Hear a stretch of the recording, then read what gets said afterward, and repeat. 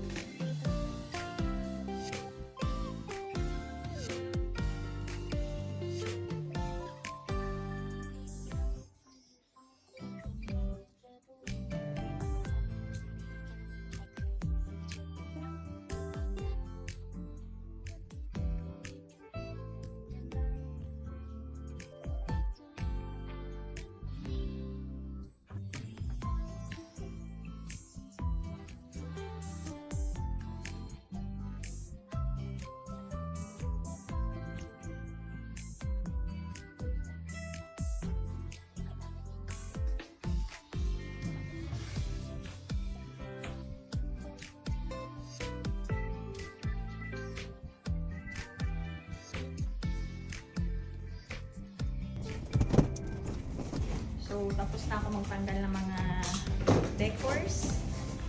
Si Jerome na bahala magdikit nito. Okay!